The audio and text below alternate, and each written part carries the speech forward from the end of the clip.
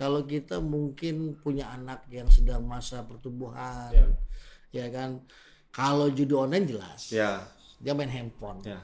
Handphonenya kita cek sebagai orang tua. Judi online juga bahaya banget bang, bikin Bahaya. narkoba. Ciri-ciri pengguna ekstasi itu seperti apa bang? Kalau pengguna ekstasi secara langsung saat dia habis mengkonsumsi, itu udah pasti udah nggak konsen, badannya pasti goyang. Dia tidak mengenal gender, tidak kenal usia. Ya kan? bahkan ada pahe-pahe segala macam gitu loh. Pahe itu apa tuh bang? Paket hemat. Paket hemat. Itu betul loh. Karena dulu gini, saya konsep di polisi. Gimana? Konsep di polisi adalah bagaimana upaya pemberantasan. Coba nih ya, buat kamu orang semua nih, mulai Hanai, Lampung, di mana bisa nemuin direktur sesantai ini ya kan? Apalagi dia terkait masalah penindakan atau pemberantasan terkait masalah narkoba. Jadi buat kalian semua yang memang punya ciri-ciri teman ataupun keluarga dampak atau dia terjangkit dari pergaulan bebas, ada indikasi menggunakan narkoba, silakan langsung hubungi hotline dari Polda Lampung biar nanti dari direktorat yang memberikan pencegahan kan gitu loh, memberikan edukasi ya bang ya. Iya. Artinya di sini Polda Lampung melalui Direktorat Reserse Narkoba melalui jajarannya akan melakukan terhadap pendekatan persuasif terhadap masyarakat yang memang dinilai ataupun dirasa dia menjadi korban penyalahgunaan narkoba. Jadi gini, secara simpel aja deh ya. Kalau kita mungkin punya anak yang sedang masa pertumbuhan, ya kan. Kalau judi online jelas, dia main handphone. Handphonenya kita cek sebagai orang tua. Judi online juga bahaya banget tuh, bikin Bahaya. narkoba.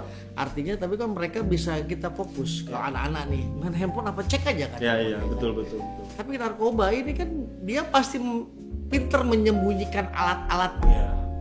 Contoh saja misalnya para ibu-ibu atau orang tua ini misalnya saja ada korek api. Si anak ini punya korek api aja, korek gas aja, tiba-tiba di tasnya aja. Coba aja nyalain dulu, koreknya bener nggak nyalanya standar Apinya, karena indikasinya kalau biasanya para pengguna narkoba itu dia koreknya udah nggak standar, artinya nyala apinya kecil. Kalau api kecil itu dia terindikasi narkoba jenis apa tuh? Sabu-sabu ya bang ya? Sabu-sabu, kemudian si anak ini nggak konsen dia bicara, kemudian dia mempunyai misalnya dia tidak mau bergaul dengan orang luar, itu selain dengan handphone kan bisa saja antisipasi hal itu. Kasar-kasar ya kalau nemuin kayak gitu panggil kita aja atau diskusi dengan kepala sekolahnya atau guru BP-nya supaya mereka juga tidak mental psikologinya harus kita jaga. Baik. Mental health-nya tetap kita harus kita jaga karena di sini kita mempunyai tim. Ya tadi tim penyuluhan. Di sini kita pun merahasiakan juga kok rahasia para pengguna ini. Tidak semena-mena jika dia terkait dengan narkoba kita belum enggak. Oh berarti direktorat Polda Lampung melalui direktorat menyiapkan trauma healing juga bang ya? Ya secara tidak langsung karena kita harus rehabilitasi dia. Secara tidak langsung kita bekerja sama dengan BNN kan. Kita arahkan ke sana, di sana pun rahasianya tetap terjaga. Nah mungkin bang tadi kan abang sudah sedikit menyampaikan ya ciri-ciri bagi para pengguna narkoba jenis sabu-sabu. Kalau untuk pil ekstasi itu seperti apa bang? Karena maaf nih kita agak ngelompat ya. Kemarin sangat-sangat viral di Riau kalau tidak salah yang gadis nabrak ibu-ibu. Ya kan ternyata dia habis dikasih pil ekstasi sama teman-temannya. Ibu-ibunya sampai meninggal. Nah itu ciri-ciri pengguna ekstasi itu seperti apa bang? Kalau pengguna ekstasi secara langsung saat dia habis mengkonsumsi itu udah pasti udah nggak konsen, badannya pasti goyang. Konsennya seperti itu karena kalau dia secara udah beberapa jam misalnya dia mungkin agak bengang-bengong mungkin yang terjadi tadi. Dia nyupir halunya dia melihat jalan padahal nggak pil ekstasi itu mengakibatkan halusinasi bang ya? Iya halusinasi. Nah inilah tadi makanya jangankan itu lem aja bisa kan, lem iPhone kan halusinasi karena banyak itu kan? kimia itu anak-anak pang ya mungkin sekarang tidak anak-anak pang juga takutnya mereka protes. Mereka kan seperti itu karena tidak semua anak pang yang betul. Saya perhatikan memang mereka anak pang juga ada yang bagus ya kan. Seperti itu. Nah jadi indikasi-indikasi ini kedekatan orang tua dengan anak itu harus benar-benar fokus ya kan. Selain tadi kami juga di ceramah tadi ataupun dari Irup disampaikan bahwa faktor utama adalah orang tua. Guru adalah orang tua di sekolah. Cuma untuk pendukungnya adalah orang tua. Ya, bagaimana dengan yang katakan yang remaja yang sudah bebas orang tua? Nah, ini yang harus kita antisipasi remaja, faktor lingkungan. Ya kan, seandainya tadi yang di Banten yang penggerebekan itu kan faktor lingkungan, siapa yang tahu loh, rumah mewah dermawan tiba-tiba digerebek, tiba-tiba sebagai pabrik narkoba. Siapa yang tahu? Who knows? Dan kalau jika ada penggerebekan itu harapannya adalah masyarakat mendukung, termasuk nanti kita mohon masyarakat mendukung, kita akan ada razia nanti di kampung narkoba yang ingin kita jadikan kampung bebas dari narkoba. Ya karena narkoba ini sangat-sangat mengkanker ya Bang ya. Dia nyerang ini bukan cuma terhadap satu golongan. Dia tidak mengenal gender, tidak kenal usia. Ya bahkan kan? Ada pahe-pahe segala macam. Pahe itu apa tuh? Paket hemat. Itu betul loh. Karena dulu gini, saya konsep di polisi adalah bagaimana upaya pemberantasan. Ya, pada dulu ya konsep pemberantasan bagaimana menangkap orang masuk penjara, masukin penjara. Yang terjadi apa? Di sel mungkin dia semakin belajar dengan para pelaku-pelaku ini, naik kelas dia. Ya akhirnya mungkin dia mempunyai lagi kaki-kaki. Tetapi kalau konsep di BNN kan gitu ya, kemarin saya membedakan konsep BNN kan ada pola pencegahan, di mana demand pasar ini kan tinggi misalnya narkoba ini kan, sangat tinggi ya kan. Kita adalah saat ini juga polisi concernnya ke masalah untuk pencegahan dulu juga, selain dari pemberantasan kita utamakan. Di mana pasar ini kalau kita hentikan para penggunanya ini, ada pembeli obat ini, siapa yang mau beli obat itu lagi? Kan dia pasti berpindah tempat. Nah pindah tempat ini kita akan tekan lagi, akan berpindah, kan begitu. Nah inilah kita tadi concern ada pencegahan dan pemberantasan ya kan.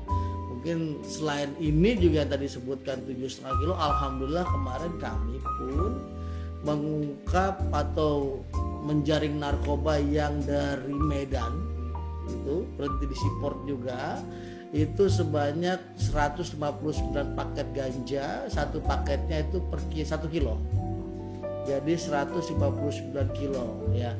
Baru saja hari kemarin subuhnya mengamankan kembali 2 kilo sabu-sabu. Coba bayangkan di lokasi yang sama. Domainnya kan sangat besar. Ya kan? Ini kalau kita tidak sama-sama dengan masyarakat ataupun institusi terkait, begitu parahnya Indonesia nanti. Oleh sebab itu di Bapak Kabar Reskrim kemarin melakukan ekspos di beberapa Polda. Kalau kita kemarin berdasarkan by data ya, mohon maaf saya buka handphone, masih takut salah ini kan. Kalau kemarin bicara kita di Polda ini di bulan September itu dengan Oktober kita bawa barang bukti itu sebanyak hanya September 31,4 kg sabu. 31,4 kg. September Oktober kita satu bulan dalam itu kan. Satu bulan ya. Kemudian ganja 169 kg. 169 kg. Inek 89.467 butir. Sinte 601, termasuk kalau Sinte itu kemarin kita mengungkap home industrinya. Di apartemen hotel ini, kalau di Lampung ini ada apartemen di mana sih? Hotel apa? Yang satu apartemen tuh Santika ya. Apartemen itu. Di situ dia main medsos.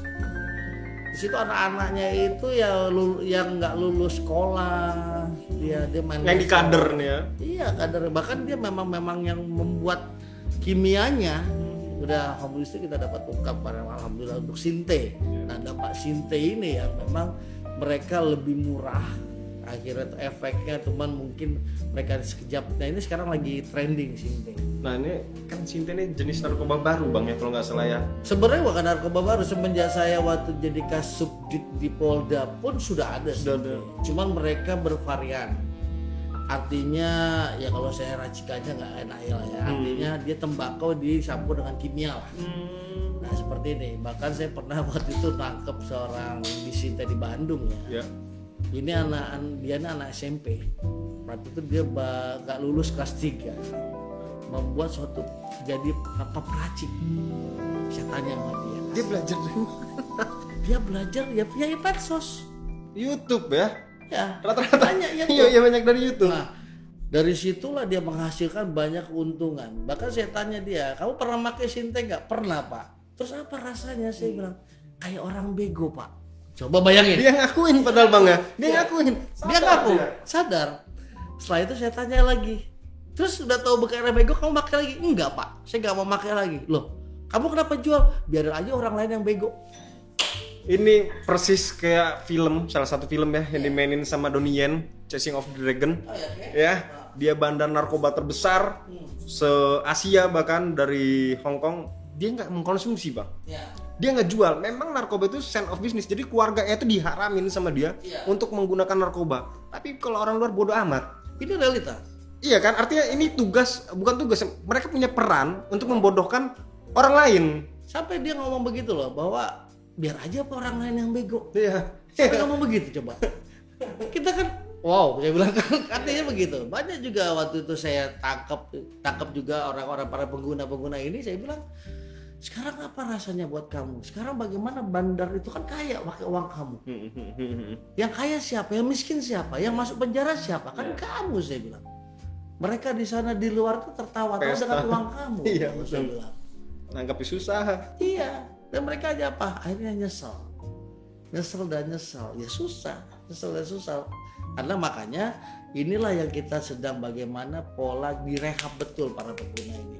Harapannya kita jika satu orang ini saja dia mengatakan udah sih ngapain sih pakai narkoba kepada teman-teman yang pakai narkoba 5 orang, itu menjadi sumber-sumber lain dari 5 orang nyampein lagi ke 5 orang sehingga banyak yang sembuh. Itu harapannya, sehingga mereka boleh berdampaknya buat apa pakai narkoba, habis duit, kesehatannya rusak ya kan. Bahkan kalau misalnya parah-parahnya dia bisa menjadi tertular AIDS kan, begitu seperti itu kan, karena di luar kontrol akhirnya seks bebas kan. Iya ya pasti kalau orang pasti mengecewakan orang tua lah judulnya, walaupun anak-anak yang masih dalam beban orang tua, cuman yang sudah pun pasti walaupun dia lepas dari orang tuanya, jika orang tuanya mendengar itu pasti sedih.